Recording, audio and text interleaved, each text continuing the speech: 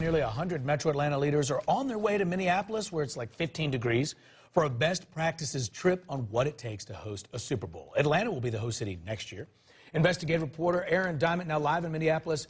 Aaron, you talked exclusively with one of the heads of our Atlanta Super Bowl host committee. How'd it go?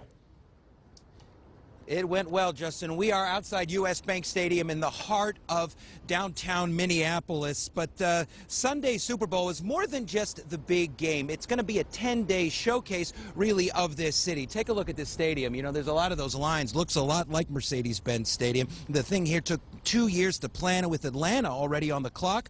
Our leaders here are here to see how it all works. It's amazing, the size and scale of this event. It just seems to grow every year. And Atlanta Super Bowl Host Committee Chief Operating Officer Brett Daniels already on the ground in Minneapolis, seeing firsthand what our city is in for next year. We're trying to meet with the local host committee here, meet with the NFL, and see the events. From VIP tours of operations inside US Bank Stadium, site of Super Bowl 52, to the sprawling open-air Super Bowl Live downtown, plus dozens of other venues and events, more than 100 public safety and civic leaders from Metro Atlanta in town to get a lay of the land. And talk to their counterparts, whether it be the airport, the hotels, the convention centers, to figure out everything that goes on with putting this event on. A great big puzzle that will include managing 10,000 volunteers and media from all over the world. I think the most impressive thing so far has been the passion and the excitement of the volunteers. Then there's the massive security operation. Thousands of federal, state, and local law enforcement working to keep the teams, fans, and guests safe. We spotted Atlanta and MARTA police K-9 units on the streets in Minneapolis working as part of a federal detail. But maybe the biggest wild card. And we need to account for the weather, which they hear, you know, it's cold. They've embraced that. They've built everything around the weather. With Atlanta, we don't know. There's a lot more uncertainty with whether we're going to be 25 degrees or 65 degrees. Either way, for Atlanta, the clock is already ticking. And we've got about 4 more days before the pressure really cranks up.